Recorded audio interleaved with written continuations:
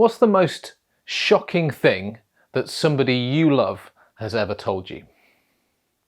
Towards the end of my dad's life, he kind of blew my mind a little bit.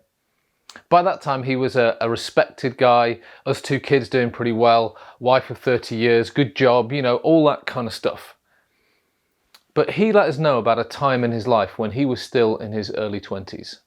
If we go a little bit further back from that, he'd been a really successful teen schoolboy, grammar school boy, got into grammar school, won this Victor Ludorum thing at sports day, played in the football team in goal, you know, he was a star at athletics, he did all kinds of things, he got good at A-levels. He was the first one ever to go and study a degree at university in his family.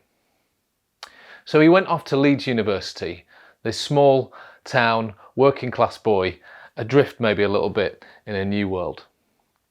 He met a girl, he got married, but by the end of his second year he'd been kicked off his course. His marriage quickly died. He had to buy his wife out of their little house, which made him pretty much broke. He felt like he'd let everyone down. A while later, lonely, lost, a failure in his own eyes, he decided to end his own life. He made a plan. This was a really meticulous man. He wasn't messing around.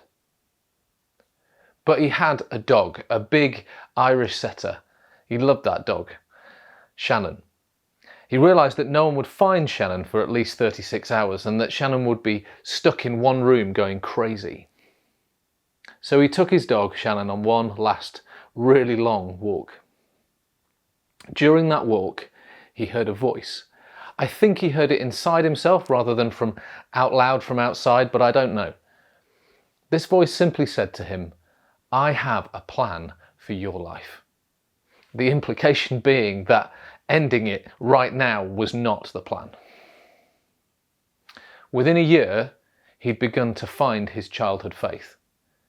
He'd met my mum, his job had improved, and his life was going in a very different direction. It wasn't yet the full life that he enjoyed as time went by, but there was certainly enough to give him hope. People talk about Blue Monday. It's the third Monday in January.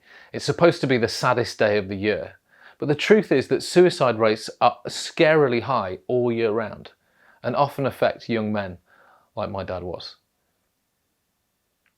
Hope deferred makes the heart sick, the Bible says in Proverbs. We don't get what we hope for, and life gets harder and harder until it gets unbearable. The second half of that proverb is, a longing fulfilled is a tree of life. When we finally see our longings come to pass, it creates living hope, a thing that has a life of its own and can keep us going. If you have no hope, if nothing goes your way, where can you turn? Even secular counsellors, people looking after addicts and others at rock bottom, suggest that religious faith is a good way out of addiction and difficulty, because it works. Sometimes we just need to go a bit further along. That's the title of one of my favourite songs by Josh Garrels. Well, it's a favourite song when life's difficult. His point is, we'll make sense of it all further down the road. If you quit now, I don't mean killing yourself, but if you quit on that thing now, it won't get any better.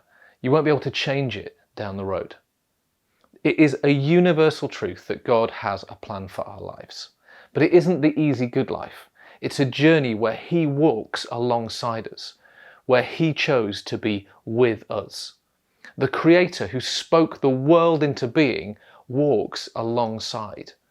A friend, a guide, a Lord and leader to be with us no matter what, to point towards the hope in the worst of times and help us to help others towards hope in the best of times.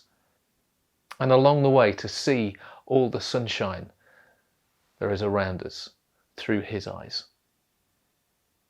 So don't get to where my earthly dad was. You can't do this alone. At Christmas, we got the message to take into the new year. Now this new year has already contained fires and the startings of a war maybe, and difficulty. Yours might have been full of peace, joy and hope already. But the message of Christmas is that God chose to be with us in Jesus. However hard it is, however good, He's with you. Open your heart and let Him be there with you. With you. Always.